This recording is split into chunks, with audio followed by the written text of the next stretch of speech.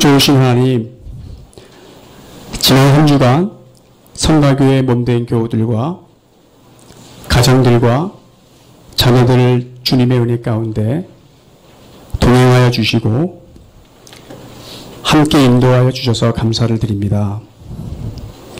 늘 저희들의 열심과 노력으로 살아왔던 것처럼 느껴지고 보여지지만 실상은 하나님께서 저희들의 인생 가운데 깊이 개입하여 주셨기 때문에 오늘같이 복된 주님의 날 예배의 한자리로 나올 수 있었음을 고백드립니다. 하나님, 오늘도 예수님을 의지하여 예배의 자리로 나왔습니다. 늘 저희들의 일상 가운데 하나님을 의식하든 혹은 의식하지 않아도 하나님께서는 변함없이 믿는 자들의 삶을 붙들어 주시고 하루하루 살아갈 수 있는 힘을 허락하여 주셔서 주님께 감사를 드립니다. 하나님, 세상에서 쉴 틈도 없이 싸워야 되는 인생들입니다. 보이지 않는 사단의 세력으로부터 방어하며 싸움을 해야 되는데 저희들의 힘으로는 역부족임을 고백드립니다. 참으로 포기하고 싶고 그런 마음들이 간절할 때가 참 많습니다.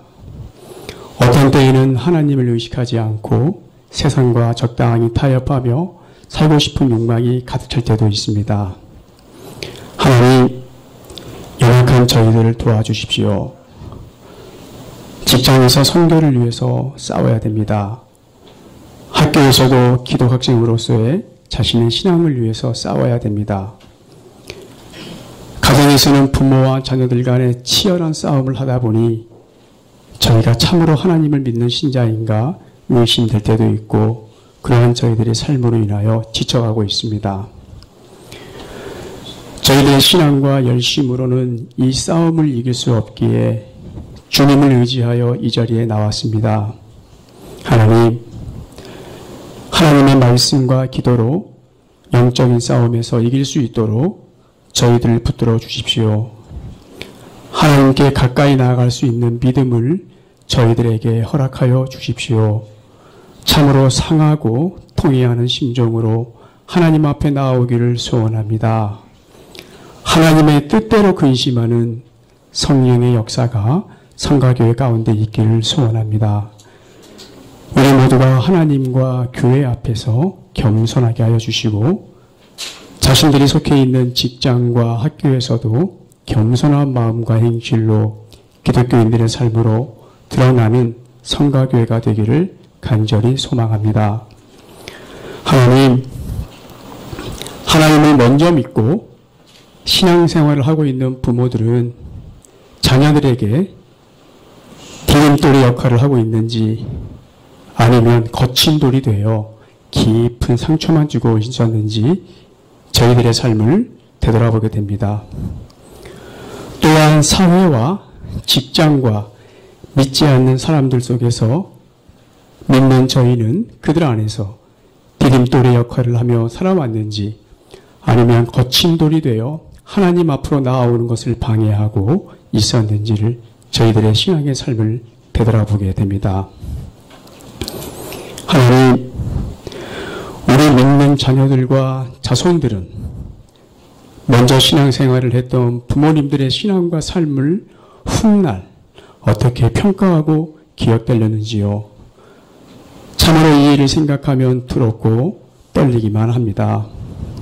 하나님, 하루하루의 삶을 통해서 하나님 앞에서 경건하고 단정한 삶을 살아갈 수 있도록 인도하여 주십시오. 말씀과 기도를 통해 하나님이 누구신지 알아가는 삶에 우리의 삶의 목표가 되게 하시고 인생의 방향성을 이곳에 초점을 맞추어 살아갈 수 있도록 인도하여 주십시오. 참으로 자녀들에게 마땅히 가르칠 바를 가르치게 하옵시고 무엇보다도 하나님 한 분만으로 만족하며 살아가는 삶을 부모된 저희들이 가르치고 본이 되는 삶으로 드러나게 하옵소서. 하나님, 참으로 힘들고 지키기 어렵지만 신앙의 기본으로 돌아가는 삶이 되기를 소원합니다. 참으로 예배를 사모하게 하시고 어린아이와 같은 심정으로 하나님께 가까이 나오기를 간절히 소원합니다. 하나님, 날씨가 무덥고 습한 여름입니다. 무연주일학교 여름성경학교를 주의 은혜 가운데 감사함으로 진행될 수 있도록 인도하여 주셔서 감사를 드립니다. 이 일들을 위해서 수고하신 우리 교육자들과 선생님들의 수고와 성도님들의 헌신을 주님 기억하여 주십시오. 자녀들도 더욱더 이 믿음 안에서 성숙해질 수 있도록 하나님 인도하여 주십시오. 계속해서 우리 중고청 연합수련회와 유치부 여름성경학교가 곧 있습니다. 이 일들을 위해서 수고하시는 우리 교육자들과 선생님들 또한 봉사하시는 성도님들의 수고를 주님 기억하여 주십시오. 또한 우리 중고등부 자녀들은 이 귀한 시간을 감사함으로 참여하게 하시고 이 시간들을 통해서 서로를 더욱더 알아가는 귀한 시간들이 되게 하여 주옵소서. 하나님 여름 행사 기간 동안에 사단의 공격으로부터 교회와 자녀들을 보호하여 주십시오.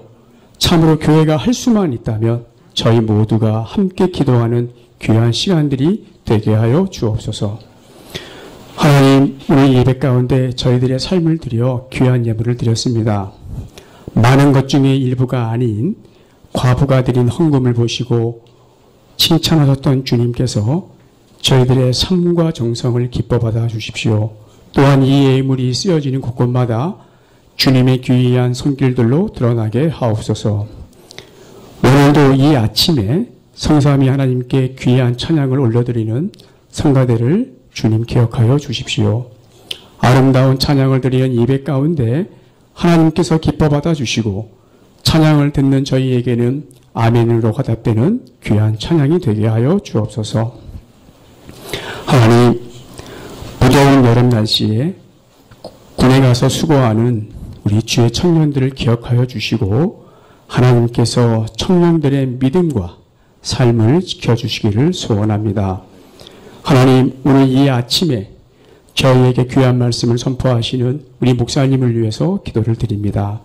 교회와 교당과 여러 단체들 안에서 사역하실 때마다 하나님의 지혜를 허락하여 주시고 성가교회에서는 하나님의 말씀을 가감없이 힘있게 전할 수 있도록 성령 하나님께서 붙들어 주시기를 기도드립니다. 저희 성가교회가 성경대로 개혁되고 성경대로 치리되며 성경 말씀을 의지하여 살아갈 수 있도록 말씀 가운데 성령 하나님께서 함께하여 주시기를 간절히 소원합니다. 하나님, 한 주간 동안에도 참으로 분주하며 바쁘고 힘들게 살아왔습니다. 하루하루의 삶이 고단하고 고달프기만 합니다. 자녀들도 공부 때문에 너무 힘들어 지쳐 있습니다. 오늘 저희가 드리는 이 예배 가운데 저희들의 삶이 변하여 생수의 강이 흘러넘치는 귀한 예배가 될 수 있도록 하나님께서 함께하여 주십시오. 예배를 붙들어 주시고 성령님의 은혜가 충만히 넘치는 예배가 되기를 간절히 소망하며 예수님의 이름으로 기도드렸습니다. 아멘.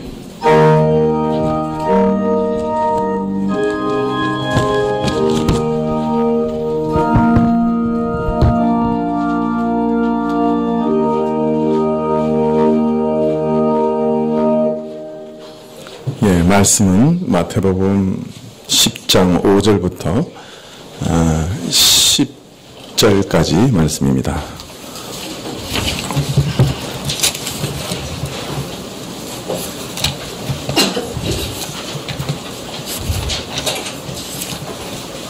마태복음 10장 5절부터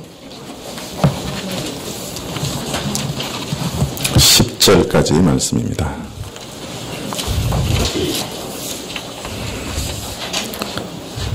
네, 찾으신 줄 알고 봉독해 드리겠습니다.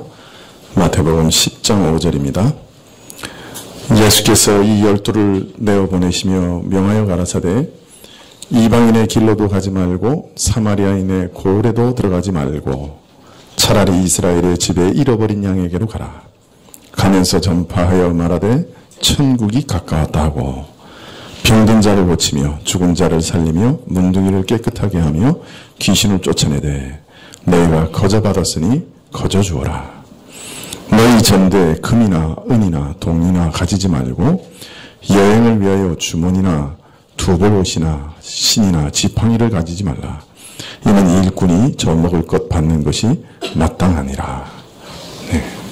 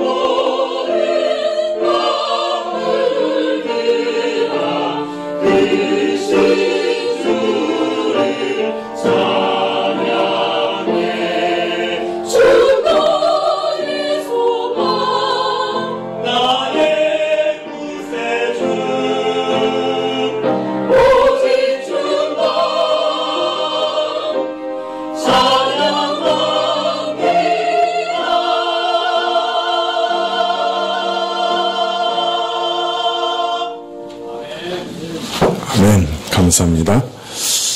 마태복음 10장 1절에 보면 예수님께서 12제자를 부르셔서 복음을 전파하기 위하여 파송하시는 그런 장면을 읽을 수가 있습니다. 예수님께서 12제자를 부르사 더러운 귀신을 쫓아내며 모든 병과 모든 약한 것을 고치는 권능을 주셨다. 즉 자신의 하시던 일을 그대로 똑같이 행할 수 있도록 권능을 주셨던 것이죠. 그런데 여기 보면 귀신을 쫓아내는 권능을 가장 먼저 언급하고 있는 것을 볼 수 있습니다. 예수님께서 복음을 전하는 제자들에게 이처럼 악한 영을 제어할 수 있는 권능을 주신 것은 그 안에 어떤 깊은 의미가 있다, 그렇게 생각이 듭니다. 왜냐하면 사실 이 복음을 전하는 것 자체가 사람이 말로 전하지만 사람 말로 이렇게 전해지는 게 아니기 때문에 그렇습니다. 전 복음은 이거 단순히 아름다운 말로 참 부드럽고 위로되는 말로 사람의 마음을 움직여서 믿게 하는 것이 아니에요. 또 빈틈없는 논리로 사람을 설득해가지고 믿게 하는 것도 아닌 것이죠.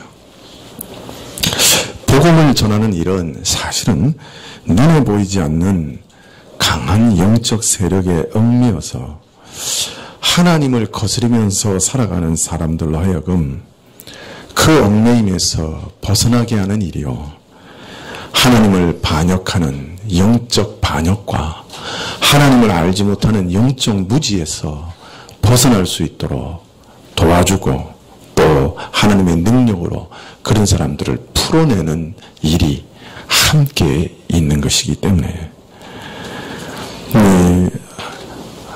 귀신을 제어할 수 있는 권능을 주셨다 하는 말은 매우 깊은 의미가 있다 할 수 있습니다. 이 거라사인이라고 하는 지방에 군대 귀신 들린, 이게 뭐 군대니까 뭐 한참 많은 거죠. 귀신 수가 뭐 수천이 넘겠죠. 그런 그 군대 귀신에 사로잡힌 자가 처음에 예수님을 뵀을 때 뭐라고 얘기합니까? 나와 당신이 무슨 상관이 있나이까? 나를 괴롭히지 마시고 나를 떠나소서. 이렇게 예수님께 요청합니다. 그러나 예수님께서 그 강한 군대 귀신을 내어 쫓고 그를 그 얽매임에서 풀어주시자 그는 즉시 마음이 바뀌어서 예수님을 따르겠다고 이렇게 예수님께 소원을 아뢰죠. 나를 떠나소서라고 외치던 사람이 참 내가 주님을 따르겠습니다 고백하는 그런 전환이 거기 있습니다. 강력한 영들을 굴복시키고 사람을 그 악한 영의 손에서 구원하시는 일이 이 복음 전파 안에 있는 것이죠. 예수님께서 귀신을 쫓아내는 일을 두고 바리새인들이 폄하할 때 예수님께서 친히 이런 사실을 설명하셨지요. 사람이 먼저 강한 자를 결박하지 않고는 그 강한 자의 집에 들어가 세간을 늑털하지 못하리니 결박한 후에야 그 집을 늑털하리라.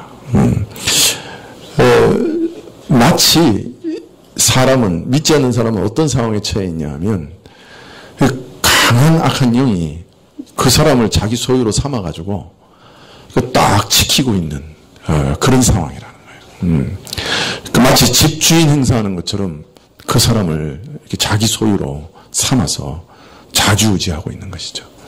그 집주인 하는 사람, 그 행사하는 악한 영을 꽁꽁 묶어버리지 않으면 그 집에 갇혀있는 사람들을 구출해낼 수가 없는 거예요.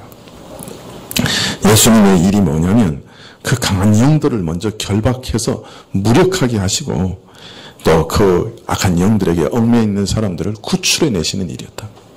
그것이 바로 복음 전도에서 일어나는 놀라운 일이라는 것이죠. 어떤 분은 이렇게 생각하실지 모릅니다. 귀신 들린 사람들에게는 귀신을 쫓아낼 필요가 있겠지만 멀쩡한 사람들에게 무슨 필요가 있겠느냐. 그러나 바울은 분명히 밝히기를 에베소서 2장 1절 이하에 믿지 않는 모든 불신자들은 공중의 권세 잡은 자, 악한 영들, 사단의 지배 아래 있다고 말씀하고 있습니다. 그리고 그러한 지배의 모습이 어떻게 이루어지느냐? 사람들이 자신의 육체의 욕심을 따라 행하게 하는 것이다. 자신은 육체의 욕심을 따라서 그냥 또 탐심을 따라서 욕심을 따라 막 행하는데 그것이 바로 이 세상의 공중 권세 잡은 자들, 악한 영들을 따라다니는 것이었다. 그래서 악한 영들에게 꽁꽁 얽매여서 살아가는 그런 모습이었다. 그렇게 설명하고 있습니다. 복음을 전하는 것은 바로 이처럼 악한 영들에 얽매여서 사로잡혀 있는 그 영혼을 풀어내는 일이기 때문에 사실은 사람으로는 감당할 수 없는 일입니다. 그래서 예수님께서는 그 일을 시키시는 사도들에게 직접 자신의 능력을 주셔서 사람을 그의 능력으로, 예수님의 능력으로 구원해내도록 하셨던 것이죠. 사실 사람들이 얼마나 그 죄의 세력에 강력하게 사로잡혀 있는가 하는 것은 그 스스로는 깨달을 수가 없어요. 그거 왜냐하면 날 때부터 그 속에서 그렇게 살아왔기 때문에 자신은 너무 자연스럽게 자신이 원하는 대로 살고 있는 거예요. 그런데 사실은 그 욕심을 교묘하게 이용하고 끌고 가고 그 사람을 그 욕심 속에서 가둬놓는 것은 그 악한 영의 세력이라는 거예요. 자기는 모르죠. 근데 그걸 어떻게 알 수 있느냐 하면 사실은 계명을 깨닫게 될 때 비로소 알게 됩니다. 하나님의 계명을 딱 깨닫게 되면 야, 내가 이 계명을 전혀 순종치 못하는 그런 사람이구나. 아주 내가 그냥 팔다리가 칭칭 뭐에 감겨 있는 사람처럼 계명을 전혀 이렇게 순종할 수 없는 사람이구나 하는 것을 깨닫게 됩니다. 자, 얼마 전에 우리가 그 7월 한 중순쯤에 우리가 그 십계명을 매일 성경에서 읽었습니다. 저도 이제 십계명을 이렇게 묵상하면서 또 다시 이렇게 좀 살펴봤는데요. 우리 십계명 제 1계명이 뭐죠? 너는 나 외에 다른 신을 내게 있게 말지라. 2계명은요? 너를 위하여 새긴 우상을 만들지 말고 그것들에게 절하지 말며 그것들을 섬기지 말라. 그런데 우리는 그 계명들은 잘 외우는데 계명에 딸려 있는 부연 설명은 그냥 이렇게 휙 넘어갈 때가 많아요. 근데 이 계명에 아주 중요한 그 마치 부칙처럼 붙어 있는 게 있어요. 그 중에 20장 6절에 보면 나를 사랑하고 내 계명을 지키는 자에게는 천대까지 은혜를 베푼다. 그런 말씀이 있습니다. 나를 사랑하고 그 다음에 뭐예요? 계명을 지키는 자에게는 하나님께서 어떻게 은혜를 베푸세요? 천대까지 은혜를 베푸시겠다. 그 말은 내가 끝까지 잊지 않겠다. 그 말이거든요. 그런데 거기 보면 계명을 지키되 무엇 때문에 지켜야 된다고요? 하나님을 사랑하는 마음 때문에 지켜야 된다. 그렇게 말씀하고 있는 거예요. 다른 말로 말하면 여기 이 계명에 붙어있는 이 말씀이 사실은 우리가 계명을 순종해야 되는 대원칙을 가르치고 계시는 거죠.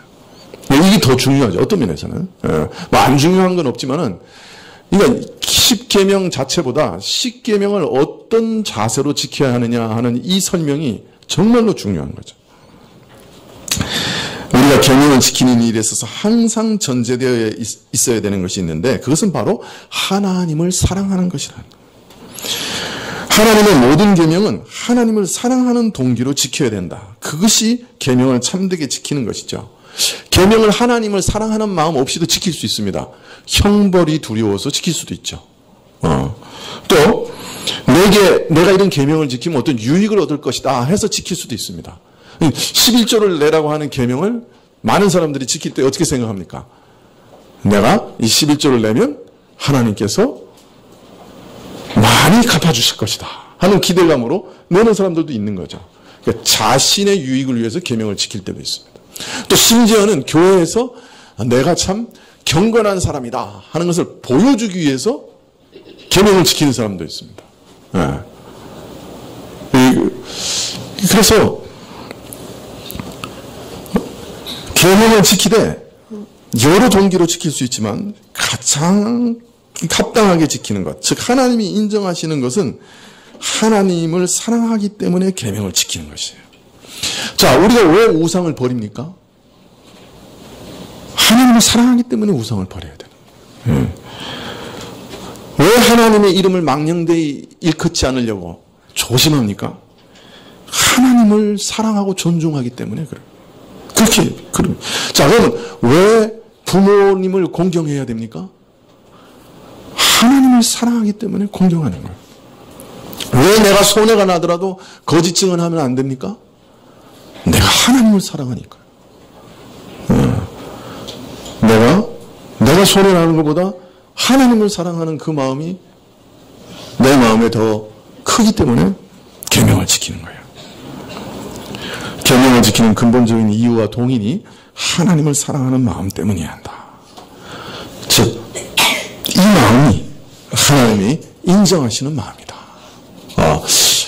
우리가 십계명을 읽을 때 이것을 잊어버리면 안 되는 거죠.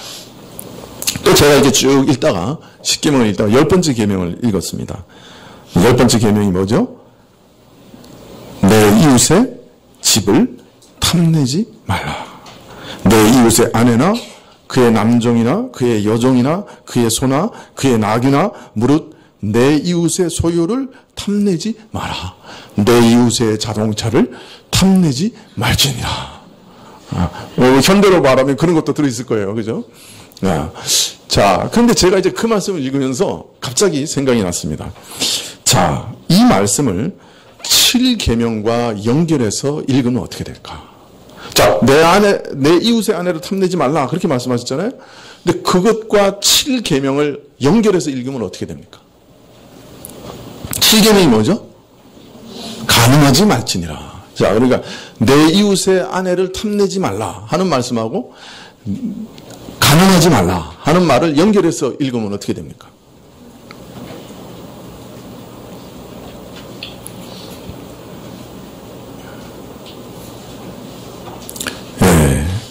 내 이웃의 아내를 마음으로 탐내어 가늠하는 생각도 하지 말라. 그렇게 되겠죠? 근데 그래서 예수님께서 이 7계명을 이렇게 해석하셨어요. 마태복음 5장 28절에 나는 너희에게 이르노니 여자를 보고 음욕을 품는 자마다 마음에 이미 가늠하였다. 왜 이런 해석을 하신 거예요? 구약하고는 전혀 상관없는 해석이 아닌 거예요. 7계명을 제 10번째 계명과 합쳐서 읽으신 거예요. 그죠? 이웃의 아내를 탐내지 마라. 거기 더하여 가늠하지 마라. 더하면 이웃의 아내를 탐내어 가늠하는 생각도 하지 마라. 그래서 이 원리 때문에 예수님께서 산상수훈에서 여인을 보고 가늠하는 마음을 품으면 이미 가늠하였다라고 말씀하신 거예요. 그래서 이웃의 것을 탐내어 그 사람을 빼앗고 그를 살인할 생각을 해서도 안 된다. 즉 마음에 살인을 품으면 안 돼요. 그는 이미 살인한 것이에요. 이웃 것을 탐내어 거짓 증언해서도 안 돼요. 마음에서부터 거짓을 도모해서도 안 돼요. 즉 모든 계명은 먼저 마음으로부터 순종해야 되는 거예요. 행위 이전에 마음부터 깨끗해야 되는 거예요. 자, 사실 2계명과 10계명 안에 이 10계명 전체에 해석의 키가 있습니다. 그래서 하나님을 사랑하는 마음으로 모든 계명을 지켜야 되고 행동 이전에 마음으로부터 지켜야 한다 하는 원리가 10계명 안에도 들어있는 겁니다. 그러면서 또 제가 이 말씀을 읽으면서 제 자신을 돌아봤습니다. 내가 정말 하나님을 사랑하기 때문에 목회하고 있나? 하나님을 사랑하기 때문에 이 일도 하고 하나님을 사랑하기 때문에 저 일도 하는가? 저를 살펴봤습니다. 그리고 마음속에서도 이 계명을 정말 순종하고 있는가? 그 생각을 하자마자 제 마음속에 얼마나 강력한 죄의 세력이 도사리고 있는가 하는 것을 금방 발견할 수 있었습니다. 이 계명에 대해서는 제가 뭐 이렇게 불만스러운 게 하나도 없습니다. 당연히 옳지요. 그러나 그 계명을 하나하나 내 삶 속에 적용하려고 하는 순간에 나는 싫어! 나는 그렇게 할 수 없어! 라고 외치는 소리를 제 안에서 듣습니다. 네. 저는 그런가요? 여러분은 안 그러시죠? 네.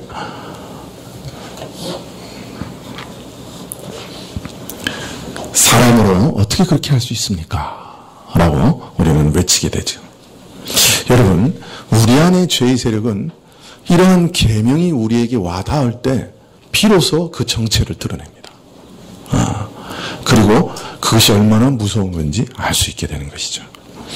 죄의 세력은 우리가 상상하는 것보다 훨씬 강합니다. 그래서 처음 믿는 것도 오직 주의 능력으로만 가능한 것이에요.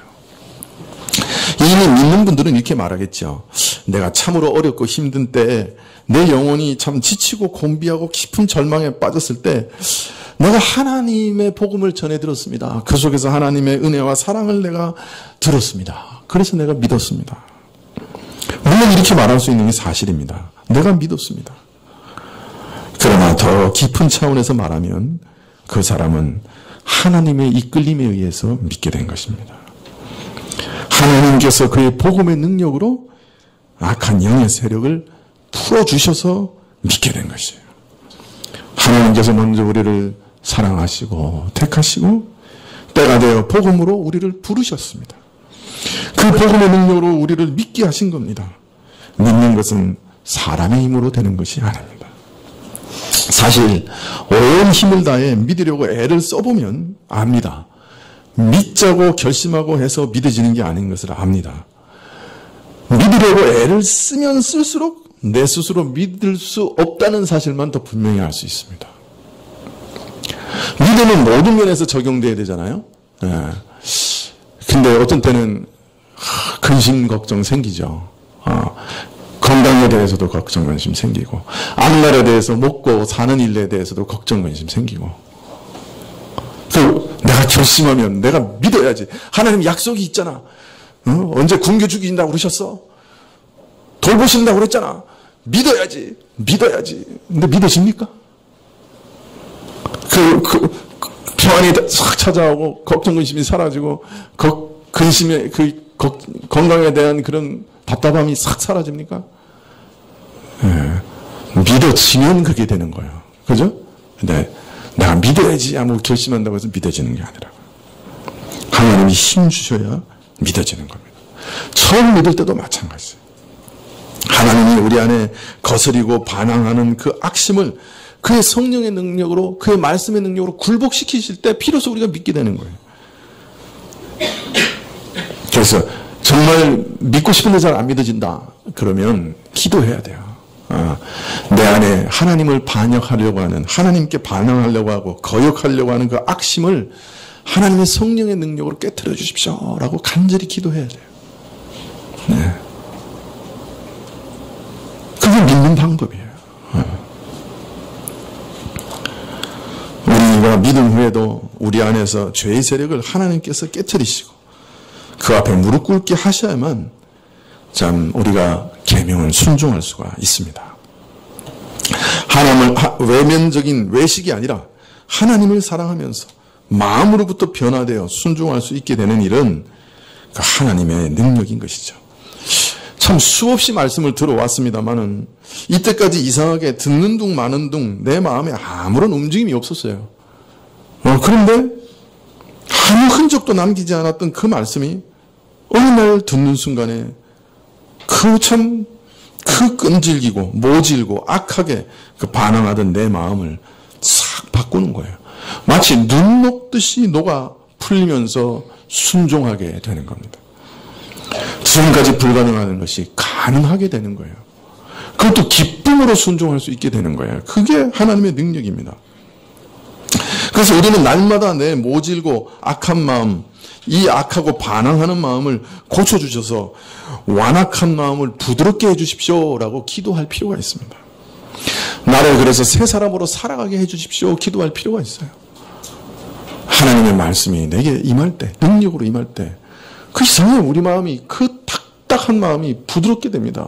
풀어집니다. 순종하게 됩니다. 내가 지금까지 꽁꽁 갇혀서 전혀 할 수 없었던 일을 내가 자유롭게 돼서 할 수 있게 됩니다. 이러한 은혜와 능력을 우리가 경험하면서 살아가야 되는 것이죠.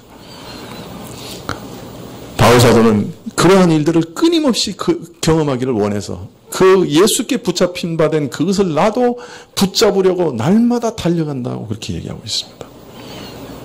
그런 일들을 날마다 경험할 수 있다면 얼마나 좋을까요?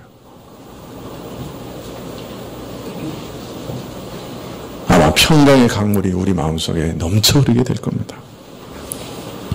우리는 이미 하나님께서 우리 안에 있는 악을 제어하셨다는 것을 믿고 속지 말고 기도하고 순종하게 힘써야 합니다. 내게 주신 말씀들을 마음에 새기면서 이런 영적 전쟁을 수행해 나가야 되는 것이죠. 제자들에게 악한 영 권세를 제어하는 권세를 주셨습니다. 우리에게도 마찬가지입니다. 이미 우리를 자유롭게 하셨고 풀어주셨습니다. 이미 권세를 주셨어요. 기도해서 그 권세가 내 안에 더욱 뚜렷하게 드러나도록 기도해야 합니다. 오늘 읽어드린 본문 말씀 마태복음 10장 5절로부터 이 10장 마지막 절 42절까지는 한 편의 설교가 쭉 나옵니다.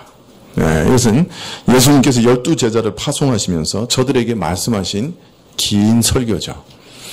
마태복음에는 5개의 긴 설교가 중심으로 되어 있습니다. 처음이 뭐죠? 산상수훈, 산에서 말씀하신 설교. 우리가 한번 이미 다 읽었습니다. 두 번째가 12제자를 파송하시면서 주신 설교가 나옵니다. 세 번째가 13장에 나오는 천국 비유들을 모아놓은 설교들이 나옵니다. 뒤로 가면 뭐가 나옵니까? 교회 안에서 어떻게 행해야 되느냐 하는 교회 내의 삶에 대한 설교가 나오고, 마지막에는 바리새인들에 대한 화와 종말, 교회의 종말에 대한 설교가 나옵니다. 마태복음은 이렇게 5개의 설교가 큰 주축을 이루고 있고 그 사이사이에 예수님의 행적이 기록되어 있는 그런 구조로 되어 있습니다.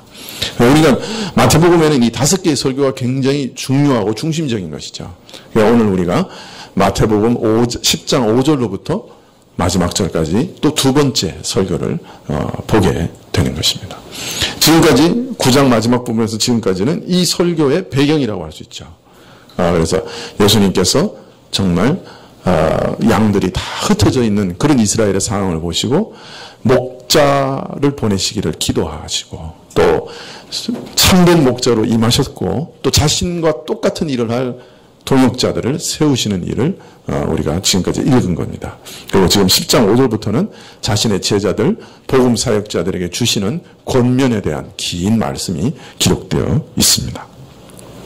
물론 이것은 이제 복음 사역자들에게 주로 하신 말씀이니까 복음 사역자들에게 전해야 될 것이겠지만 이 복음 사역자가 어떤 존재고 어떻게 사역해야 하는가 하는 것을 우리 신자들도 다 알고 계셔야 되니까 이 말씀을 읽는 것이 복될 것이다. 그렇게 생각합니다. 사역자들은 어떤 원리를 따라 살며 어떤 원리를 따라 목회를 해야 되고 복음을 전도해야 되느냐 하는 것을 쭉 말씀하고 있습니다. 자, 그런데 마태복음 10장 5절부터 15절까지는 매우 가까운 시기에 예수님의 파송을 받아 제자들이 이스라엘 내에서 사역할 때의 지침을 말씀하시고, 이후 16절 이하에부터는 좀 더 시야가 이렇게 확대되어서 예수님의 죽으심과 부활 후에 복음 전도 사역, 널리 이방까지 복음을 전도하는 그 사역에 대한 원리들을 다 포함해서 말씀하고 있습니다. 그래서 어떤 분들은 5절부터 15절까지 말씀은 예수님께서 이 땅에서 사역하실 때 당시에 적용된 원칙이니 이를 지금 일반화해서 가르치는 것은 무리가 있다, 이렇게 주장하십니다. 이렇게 주장하시는 분들은 뭐 그 마음을 조금 이해할 수 있습니다. 금도, 은도, 동도 전혀 가지지 말고, 주머니도 가지지 말고, 지팡이도 가지지 말고, 두 벌 옷도 가지지 말라 그러시니 아마 그거 적용하고 싶지 않을 거예요. 그래서 5절부터 15절까지의 말씀은 일반화해서는 안 되는 말씀이다, 이렇게 강력하게 주장하는 주석가들이 꽤 많습니다. 그걸 아주 그냥 몇 번 강조한 주석가도 있어요. 그러나 이 말씀 안에 들어있는 복음 전도의 원리가 달라진 것은 하나도 없습니다. 오늘날에도 우리는 이런 이 말씀 안에서 복음 사역자들이 유의해야 할 중요한 복음 전도의 원리와 규범을 얻을 수가 있습니다. 그래서 우리가 이 모든 것을 다 오늘날 하나님이 주시는 말씀으로 받아야 되는 것이죠.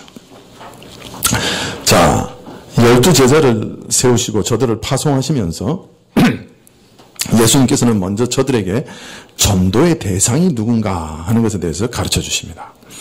10장 5절에 예수께서 이 12를 내어 보내시며 명하여 가라사대 이방인의 길로도 가지 말고 사마리아인의 고을에도 들어가지 말고 차라리 이스라엘의 집에 잃어버린 양으로 가라. 너희가 위임받은 영적 추수는 우선적으로 이스라엘 사람들이다. 하나님의 심판으로 흩어지고 비참해져 있는 이스라엘을 위한 것이다. 그렇게 말씀하고 있습니다. 그러나 이 말씀을 오해해서는 안 됩니다. 예수님께서는 이스라엘 사람들에게만 복음을 전하라고 하시고 이방인은 버려두셨느냐? 그건 아닙니다.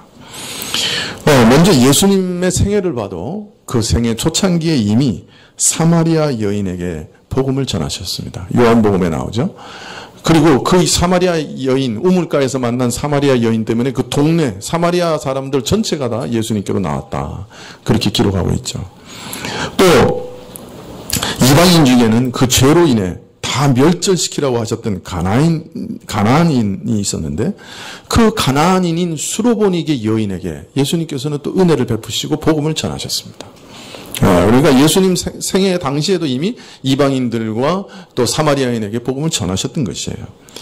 그런데 오늘 이스라엘 집에 잃어버린 양으로 가라 하는 말씀은 그러나 복음 전파의 우선적인 대상은 이스라엘이라는 것을 분명히 하신 말씀입니다. 하나님께서 이스라엘 역사 속에서 하나님 나라를 이루어오셨고 또 이스라엘이 그러한 나라를 이루는데 범죄로 인해 실패하고 온 이방 땅으로 다 쫓겨났을 때에도 하나님은 여전히 이들을 다시 구원하시고 메시아를 저들을 위해 보내주시겠다 약속하셨습니다. 자, 그러므로 메시아의 구원의 약속은 우선 이스라엘을 위한 것이었죠. 먼저 이스라엘을 회복시키시고 이 이스라엘이 회복된 이후에 그 구원에 이방 모든 민족이 동참하게 하시는 것이 하나님의 계획이셨습니다. 즉 우선순위가 있었던 거죠. 이스라엘이 먼저, 그 다음에 이스라엘이 받은 은혜에 누가 동참한다고요? 이방인이 동참하는 것. 그것이 하나님의 계획이었습니다. 그래서 예수님께서 부활하시고 승천하실 때 사도행전 1장 8절에 이렇게 약속하시죠. 오직 성령이 너에게 임하시면 너희가 권능을 받고 예루살렘과 온 유대와 사마리아와 땅 끝까지 이르러 내 증인이 되리라.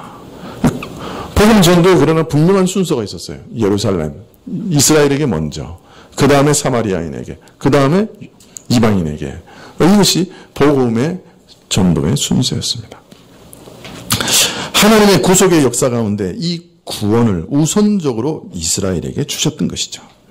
하나님께서 인류를 구원하시는 역사 가운데 이스라엘은 매우 독특하고 특별한 나라였습니다. 바울은 로마서 9장에서 이것에 대해서 말하되 하나님의 자녀들에 대한 하나님의 자녀라고 하는 명분이 이스라엘에게 주어졌고 율법의 말씀이 이스라엘에게 주어졌고 하나님을 섬기는 규례들과 약속들, 특별히 하나님의 백성이 되는 언약이 이스라엘에게 주어졌다. 그렇게 얘기합니다.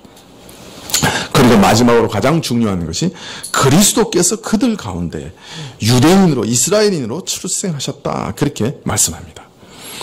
그리고 이어서 이스라엘과 이방인의 관계를 말씀하시기를 로마서 11장 16절에 제사하는 처음 익은 곡식 가루가 거룩한 즉 떡덩이도 그리하고 뿌리가 거룩한 즉 가지도 그리하다.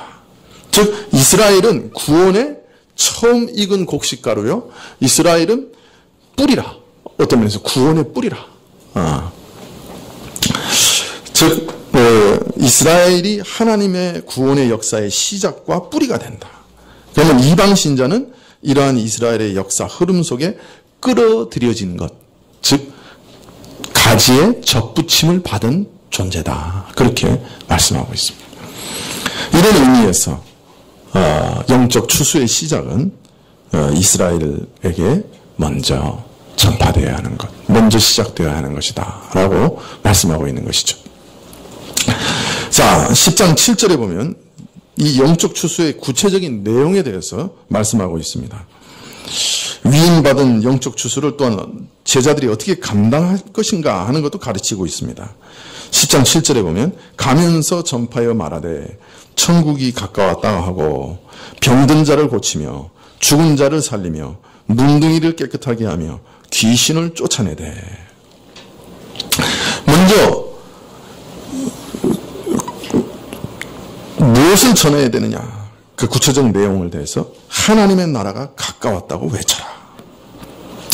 예수님께서 오셔서 죄인을 구원하시는 그 은혜의 나라, 영적으로 죽은 자가 다시 살아나는 신령한 나라가 이제 임했다. 하나님 나라가 이제 임했다. 이것이 복음의 내용이다. 이것을 가르치라. 그러면 이 복음을 전하는 방법은 무엇이냐? 방법은 어떻게 하라는 거예요? 외쳐라. 이렇게 말하고 있습니다.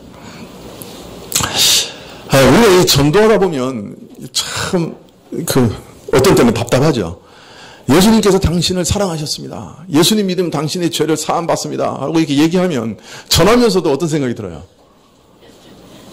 이거 전하면 저 사람 믿을까? 그래서 생각 안 드십니까? 네. 나도 잘 안 믿어지는데 이런 말 이렇게 전하면 나도 잘 안 믿어질 것 같은데 이렇게 전하면 저 사람이 믿을까? 그런 생각 드는 거예요.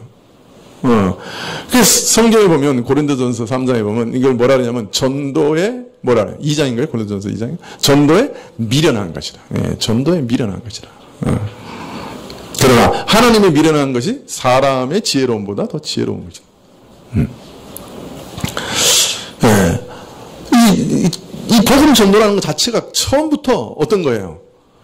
그 성령의 능력, 우리 주님의 권능으로 참 악한 자들에게 꽁꽁 묶여있는 우리를 풀어 자유케 하시는 것, 바로 그런 영적 구원이 내포되어 있는 거기 때문에 우리가 아무리 가문 이설로 설득을 하고 어떤 논리적으로 막 설득을 한다고 해서 그 영혼이 이렇게 살아나고 또 풀어지는 게 아니에요.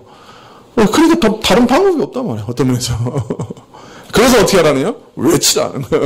외치라. 근데 그 외칠 때 하나님께서 능력을 더해 주시면 사람이 구원을 얻게 되는 거예요. 그래서 사람 보기에는 되게 미련해. 그냥 사람 붙잡고 당신 죄인이요. 그럼 화부터 내지. 그리고 당신 예수님 때문에 구원 받아야 됩니다. 이런 얘기하면 전하는 사람도 이거 가지고 될까? 그러나 거기 하나님의 권능이 있는 거예요. 이거 외치라는 거예요. 전도의 미련한 방법으로 외치는데 그 외치면 하나님께서 함께 하시면 분명히 열매를 얻게 되는 것이죠. 만약 사람 보고 설득하고 가진 방법으로 다 동원하라고 그러셨으면 아마 자기 지식으로 다 그렇게 했을 거예요. 예, 그러나 자기 능력으로 구원할 수 있는 방법이 없단 말이에요. 이런 악한 방법을 다 끊으시는 거예요. 생각을 다 끊어버리시는 거예요. 미련한 방법으로 전해라. 외쳐라. 이것이 복음전도의 방식이다. 10장 8절에 보면 병든 자를 고치며 죽은 자를 살리며 문둥이를 깨끗하게 하며 귀신을 쫓아내되. 주께서 외치는 자들에게 그런데 이런 신령한 표적, 하늘나라를 상징하는 표적을 주시겠다 약속하십니다. 사도들이 병을 고치고 죽은 자를 살리며 문둥이를 깨끗하게 하며 귀신을 쫓아내는 일은 바로 지금 천국이 그 권세가 모든 약한 자를 치료하고 악한 영을 쫓아내는 그 권세가 지금 임했다 하는 것을 증거하는 표적으로 주신 것이었죠. 요사에도 어떤 분들은 이런 표적들이 있어야 된다고, 복음 전도에는 반드시 이런 표적들이 따라야 한다고 그렇게 주장하시기도 합니다. 물론 지금도 기도에 응답하셔서 병든 자를 고치시고 귀신을 내어 쫓으시죠. 그러나 우리가 오해해서는 안 되는 것은 사도들이 행한 표적과 지금 우리가 기도로 받아 은혜로 이루어지는 일들과 성격이 좀 다르다는 거예요. 사도들이 행한 표적은 사도들이 전하는 말씀이 바로 하나님의 말씀이다 하는 것을 드러내는 표적이에요. 즉 사도들이 앞으로 기록하게 될 이 성경 말씀을 포함해서 사도들이 바로 하나님의 나라를 전하는 가장 확실한 증인이다 하는 것을 보여주는 표적인 것이죠. 즉 우리가 지금 경험하는 은혜의 기적과는 은혜의 차원의 기적과는 차원이 다른 것이 바로 사도들이 행한 기적은 사도성을 자신들이 하나님이 파송받은 사도라고 하는 것을 증거하는 표적이었다는 거예요. 그러니까 그 기적의 내용이 다르다 하는 것을 우리가 이해해야 됩니다. 자, 이거 시간이 다 갔는데 그래도 8절은 끝내야 되죠. 그죠? 8절은 끝냅시다. 너희가 거저 받았으니 어떻게 하라고요? 거저 주어라. 이렇게 말씀합니다. 복음을 전하는 자세를 말하되 복음을 거저 받았으니까 너희가 거저 주어라. 복음의 내용은 하나님 나라를 전파하는 것이고 복음을 전하는 방식은 외치는 것이고 복음을 전하는 자세는 거저 받았으니까 거저 주는 것이라. 이게 복음을 전하는 자세라. 복음 전도자는 그가 하는 일의 대가를 바라서는 안 돼요. 복음은 값없이 은혜로 줘야 돼요. 복음을 전하면서 사람들이 내게 잘해주리라, 나를 칭송하고 나를 위해주리라, 나를 도와주리라 그런 생각해서는 안 돼요. 이런 생각으로 복음을 전하면 안 돼요. 네가 은혜로 복음을 받았으니 은혜로 값없이 주라. 자, 이 말씀은 먼저 복음 전도자는 복음 전도를 매개로 어떤 세속적인 보상도 세상의 물질과 영광도 바라서는 안 된다는 말씀입니다. 밥 벌어 먹기 위해서 호구지책으로 복음을 전해서는 안 되며 복음 전도를 빌미로 해서 이 세상 어떤 것을 구해서도 안 된다. 밥 먹기 위해서 직업으로 복음 전도의 일을 한다면 차라리 그만두고 빵집 같은 이건 영혼의 빵을 못 주니까 빵집이라도 열어서 건전한 직업을 가지고 사는 게 차라리 낫습니다. 성경은 분명히 얘기합니다. 거저 받았으니까 거저 주라. 어떤 분들은 기도해주고 돈 받는 분들이 있어요. 감사원금 명목으로 어디 이제 권사님들 이런 데 가면 기도해주고 또 돈 받는 분들이 있는데 그것도 올바른 것이 아닙니다. 복음은 거저 받았으니까 거저 줘야 됩니다. 제가 강남에서 사역할 때 한 교회, 아주 유명한 교회에서 사역한 적이 있습니다. 한 20년 된 일인데 그 교회는 아예 정해져 있어요. 한 가정에 신방하면 암묵적으로 감사헌금, 신방하는 목사에게 신방 감사헌금 명목으로 10만 원씩 주는 거예요. 20년 전에 10만 원이면 굉장히 큰 겁니다. 그래서 그런 강남의 교회에서 3년만 목회하면 부목사로 집을 산다는 말이 있었어요. 그럴 수도 있죠. 열심히 신방하면. 그래서 제 동기하고 마침 같이 그 교회에 있었는데 둘이 좀 얘기를 했습니다. 야, 10만 원씩 받으면 그 돈 없는 사람은 어떻게 신방 받냐.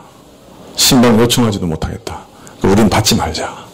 그래서 둘이 결심을 했어요. 그래가지고 안 받았어요. 가는 집마다 안 받았더니 그게 뭐 문제가 될 줄 몰랐어요. 근데 나중에 문제가 되더라고요. 일단 신방 받은 사람들이 두려워해. 뭔가 마음이 상했나? 왜 헌금을 안 받지? 그 다음에 이게 사람이 원체 많으니까 신방 받는 게 이렇게 힘든 거예요. 우리 교회는 내가 신방 간다 그래도 오지 말래. 청소하기 귀찮다고. 맨날 보고 맨날 교회에서 얘기하는데 무슨 신방이냐고 뭐 이러면서 그 신방 가고 싶어도 갈 데가 없어요. 또 뭐 광고를 해가지고 요청 좀 하고 좀 신방 좀 요청하세요. 뭐 그래도 요청하는 사람이 없어. 근데 그 동네는 뭐 부목사 한 사람이 뭐 담당하는 가정이 뭐 원체 많으니까 이건 이거 헌금 안 받고 간 거 보니까 다음번에는 안 올라 그러나 보다. 이런 두려움을 가지는 거예요. 그래가지고 다른 부목사님들 통해서 막 다시 돌려줘. 헌금을. 그래서 그것 거절하는데 굉장히 곤욕을 치렀어요. 그리고 다른 부목사님들도 별로 안 좋아하는 것 같더라고요. 눈초리가. 그래서 그다음부터 하여튼 제가 사역에 이렇게 어느 순간이라도 교회가 정식으로 주시는 사례 외에는 안 받겠다. 그렇게 결심을 했어요. 왜냐하면 그 신방할 때마다 감사헌금을 받으려고 하면 돈 없는 사람은 신방 못 받잖아요. 그렇게 해서는 안 되잖아요. 거저 받았으니 거저 줘야 돼요. 물론 나이 많은 권사님이 용돈 주실 때 좀 받았습니다. 그러나 내가 신방 가서 받지는 않고 일반적으로 뭔가 찔러주는 거는 안 받는 것이 원칙입니다, 제가. 예. 근데 요새는 조금 자유하게 됐어요. 주면 감사하게 받고 또 좋은 데 쓰고 뭐 약간 자유하게는 됐지만 그냥 그 원칙이 변화된 건 아닙니다. 그리고 목사 길 잘 들이셔야 돼요. 괜히 그런 거 자꾸 찔러주면 길든다고. 찔러주지 마세요. 그냥 주신 대로 살면 돼요. 자, 거저 받았으니 거저 주어라. 이 말씀은 세상 것 바라서 이 복음 사역에서는 안 된다 하는 말씀이 분명히 들어있지만 사실은 더 높은 차원의 말씀입니다. 복음 전도에 있어서 복음의 은혜성을 허무는 행위가, 복음의 인내됨을 손상하는 행위가 결코 들어가서는 안 된다 하는 대원칙을 가르치는 말씀입니다. 복음이라는 게 뭡니까? 하나님이 값없이 공짜로 그 어떤 조건이나 대가 없이 예수님을 바라보기만 하면, 예수님을 믿음으로 바라보기만 하면 구원을 얻는다는 거. 은혜란 말이에요. 공짜란 말이에요. 이러한 은혜성을 복음 전하는 행위가 망가뜨리면 안 된다는 거예요.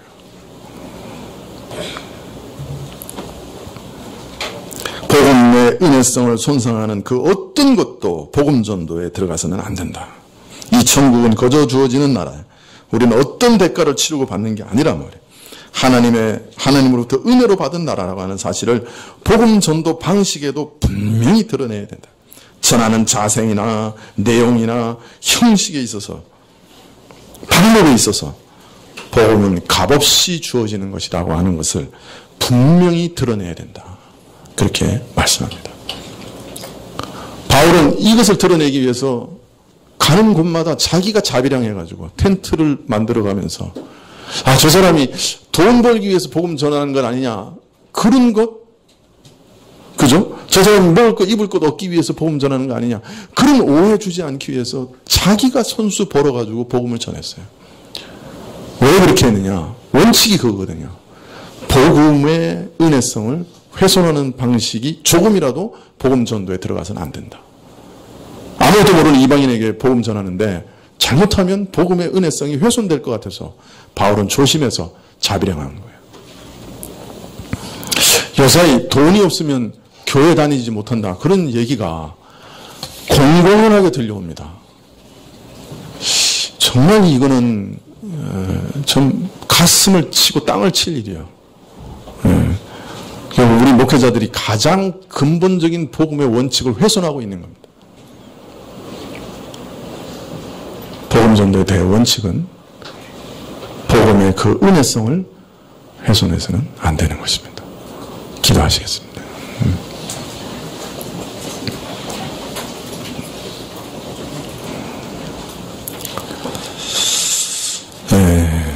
아버지 하나님, 참 복음 전도의 일이 시급하고 또 막중하고 어렵고 무거운 일이라 열두를 파송하시면서 또 자세히 어떻게 해야 하는지 가르치신 것을 오늘 읽었습니다. 이러한 말씀 속에 저희 사역자들이 참으로 부끄러운 마음밖에 없습니다. 불쌍히 여기시고 또 주의 권능으로 도와주십시오.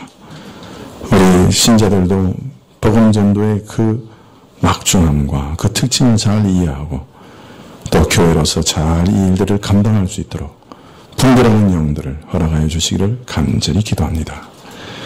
예수님의 이름으로 기도합나이다. 아멘. 372장 찬송하시겠습니다.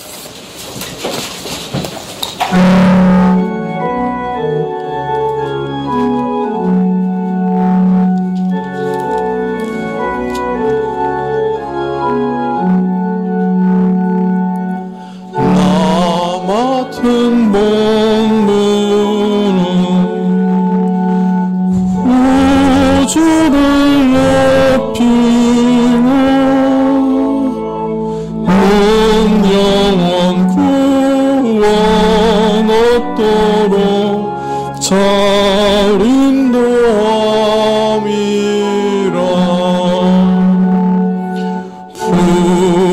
신받들어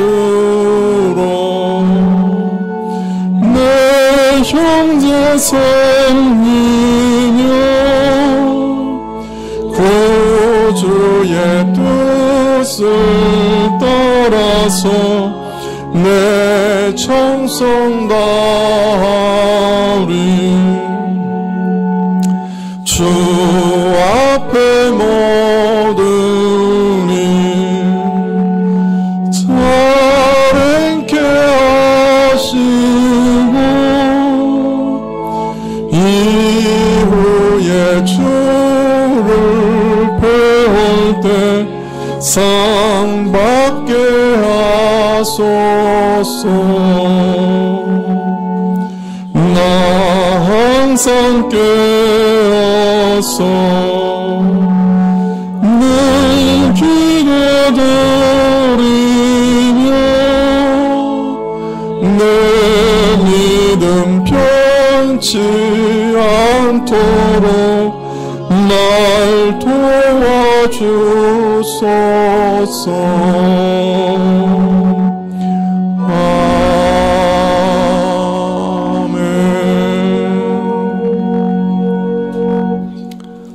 기도하시겠습니다. 지금은 우리 주 예수 그리스도의 은혜와 하나님 아버지의 그 크신 사랑과 이 은혜와 사랑을 깨닫게 하시고 누리게 하시는 성령님의 교통하시고 역사하심이 주의 복음 사역의 귀중함을 알고 더 그 일에 동참하고자 결심하며 머리 숙인 주의 백성들 위해 지금부터 영원까지 함께 계실지어다. 아멘.